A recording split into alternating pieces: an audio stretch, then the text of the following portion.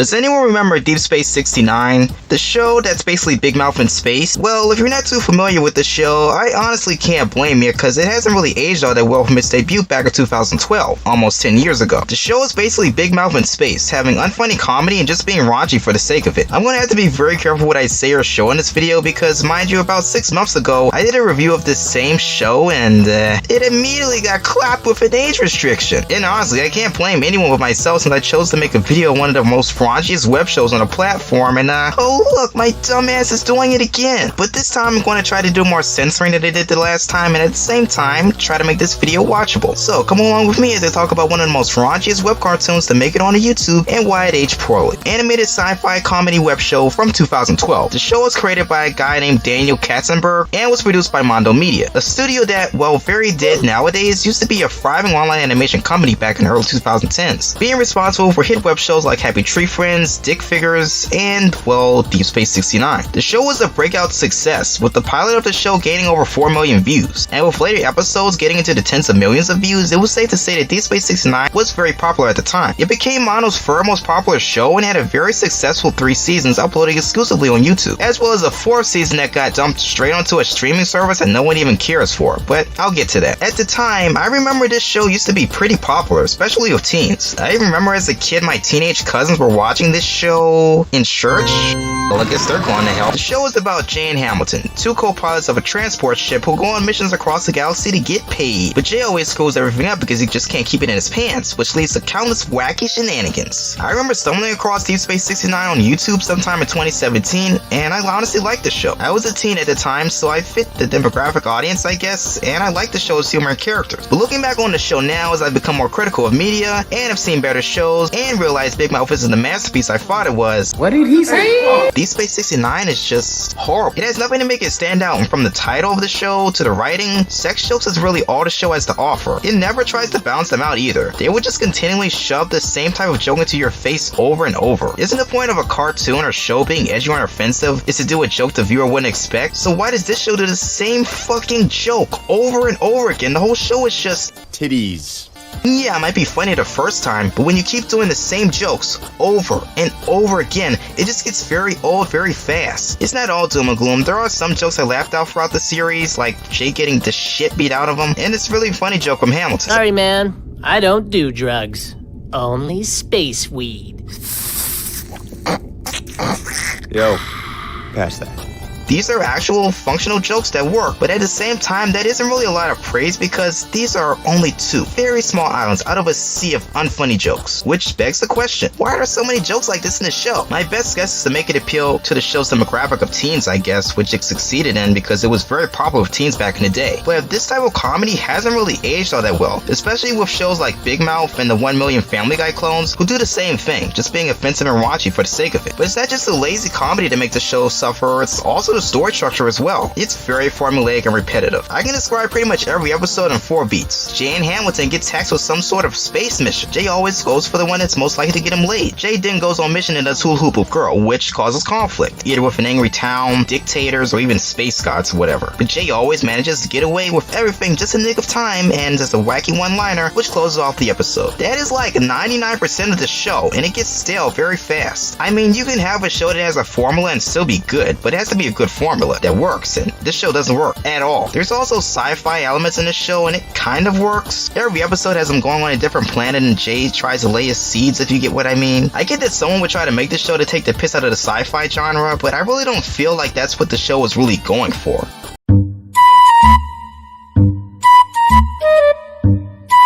When I've seen the show, it's almost like a fan fiction, having Star Trek characters and fucking Star Wars characters in the same universe. There's an episode every season where, I kid you not, Jay fucks with Princess Leia, and it's so weird. He literally waits till the moment till she turns 18 so he can get with her. What a great guy. The characters in this show don't grow or develop, they just stay the same for the worst. Jay is just a man-baby sex addict who doesn't have any likable traits. He's a selfish ass who treats his co-pilot and friend Hamilton like shit throughout the show, and has no morals or goals other than getting laid. lead. He's basically what would happen if Han Solo and Quagmire had a baby, which really makes it worse that he's the main focus of the show. Like, you can have a character who's an asshole. I usually like those characters, but with Jay, he has no redeeming qualities. We never once see Jay do something good to anyone, and if he does, his motivations are all fucked up, so I can't really like him as a character. On the contrary, Hamilton is a complete 180. He plays a straight man to Jay, often being the voice of reason in episodes and telling Jay the right thing to do in a situation, which of course leads to Jay doing the exact opposite. Hamilton is shown to be a coward in most situations. He's only really fighting when these panda warriors show up, since he has a rivalry with them for destroying his home planet and making his species extinct. I like how that's set up in season 1 and how Ham is looking for a koala girlfriend so we can have a family and save his extinct species, but this ends up never going anywhere. It'll make sense why the more I go on in this review, but in short, it is just dragged on, and there is no payoff for 3 whole seasons. There's, I kid you not, 4 repeat Hamilton plots throughout the series where Hamilton finds a koala girl, falls in love, but oops, something unexpected happens and the relationship doesn't work out. I mean, it was funny the first time, sure, but when you keep doing the same thing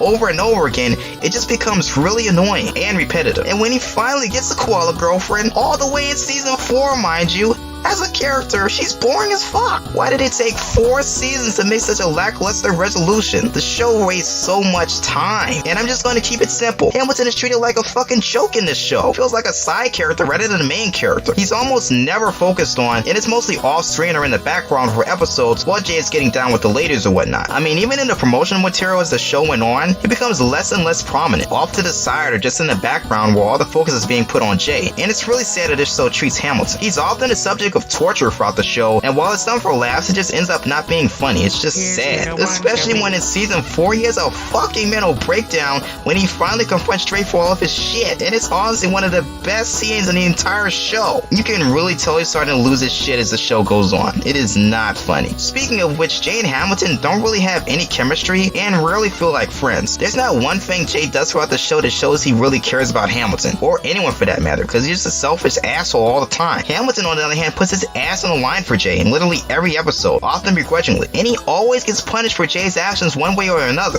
But as much as I'm hating on this show right now, I have to admit, the show had potential. A majority of this show is formulaic and unfunny at worst, but at its best, it could have actually been a good show. My favorite episodes on this show as a whole was the 3-parter from season 2 that explores the backstories of these characters, as well as the tragedy they both endured. It shows how Jay was before he was a smooth-talking ladies man. He used to be a simple kid living a normal life as a high schooler. He had a crush on a girl named Eve, who at the time was his only real friend. But one day, she gets a student exchange to another planet and gets swapped out with Hamilton. Jay and Ham become good friends, but it's not too long before they learn the news that Ham's home planet of Koalacon is under attack by the Panda Warriors. And it's a problem for both Jay and Hamilton, since Koalacon is Hamilton's home planet, where his family and entire koala species resides, and Jay's crush Eve is on the planet living with Hamilton's family as an exchange student. This all culminates in younger Jay and Hamilton hijacking a spaceship and flying to said planet, trying to save the people they love. Only problem is that they get mega derailed since this whole other subplot happens I'm not really going to get into. Long story short, Jay loses his Blizzy, and by the time they get to the planet, shit is already going down. The planet is being blasted to oblivion, and despite Jay and Hamilton's attempts to save their loved ones, it's already too late. Koalacon is destroyed and decimated. And there's this really sad scene at the end where after the planet is purged of all life, they go and cry over the remains of their loved ones, and it's just a really sad and touching scene. It's taken seriously and it's very well paced and written. One of the most well written episodes of the show, I might add.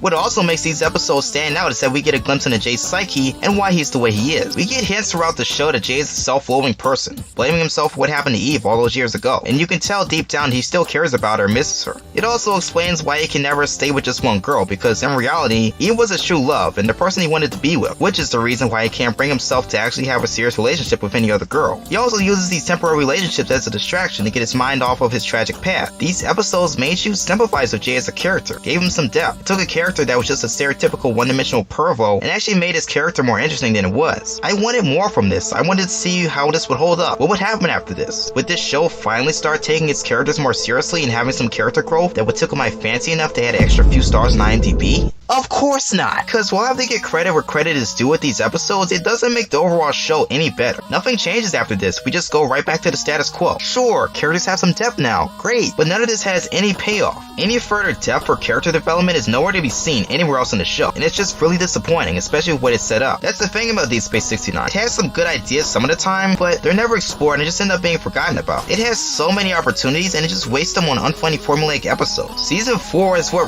really grinds my gears about this the show. It might be the worst season for him. Season 4 is different from the other 3 seasons of the show. Season 1 through 3 were exclusively uploaded to YouTube, but in 2017, a 4th season of this show was locked away on a streaming service no one cares for called VRV. Like VRV. Well, let's just think about that name for a sec. VRV. What does that name even mean? VRV. What is that supposed to convey to people? It's the most laziest name I've ever heard. I can only imagine how the board meeting for this went. Hey bro, we're making a streaming service about animated shows. We need to come up with a name, something catchy. I don't know. Wait, I got it. VRV. The name means nothing and probably isn't going to appeal to our demographic of animation nerds, but fuck it, it's catchy, right?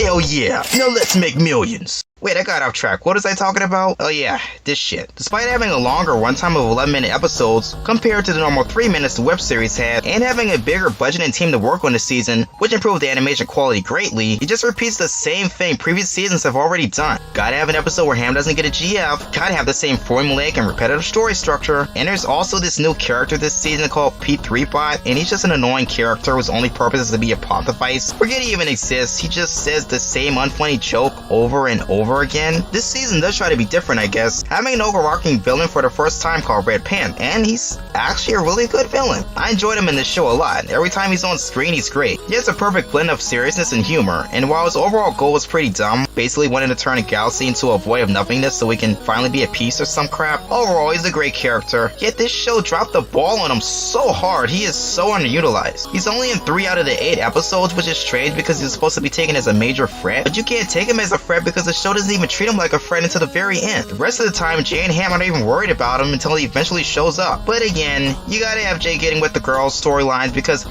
that's what the fans want to see. This season has several missed opportunities, and I am so shocked it dropped the ball so freaking hard. For one, they bring up the flashback episodes that I initially praised in the same review, but they somehow made them worse. Jay and Ham go into a holographic simulation to live out their childhoods. Jay gets to see his high school crush Eve again after so long, and Hamilton sees his family again. I don't know why they even bothered doing this, since it really goes nowhere. Jay sees Eve and immediately starts wanting to fuck her. His character has reached a breaking point in unlikability. I just despise him at this point. Hamilton's plot is even worse, since he witnesses his parents dying in front of him at the end of the episode, only to be told by P3 asshole to man up and get over it and save Jay from one of his wacky misadventures. Like, come on, this is again just more Hamilton torture for no reason. I hate it. There is no development for either character with this episode. It does nothing other than trying to be fan service, I guess. Why shit on the legacy of one of your best episodes with a lackluster one? I just don't get it. The show really felt the need to have a cliffhanger this season, which is hilarious since this show isn't coming back anytime soon. This is the final season. This is it. Basically, this whole season builds up to Jay letting a girl join the crew to go on missions with. It's never stated, but you can tell that's what they were going for. Eventually, Hamilton finally gets the GF after 4 seasons, which, like I said before, she's a nothing character.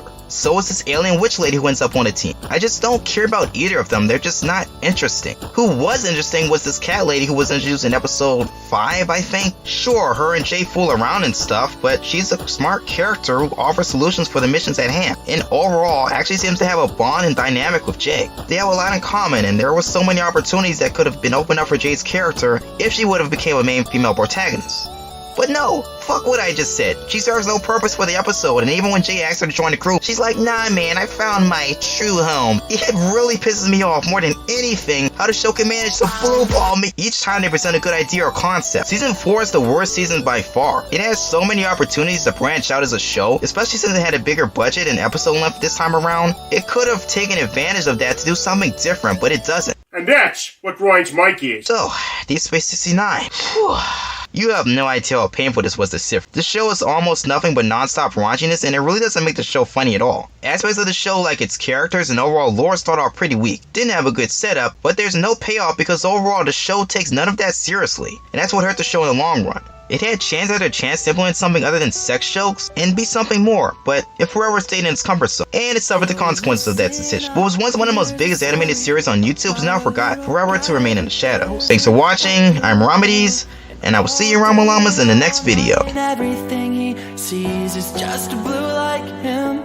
Inside and outside, blue is house with the blue.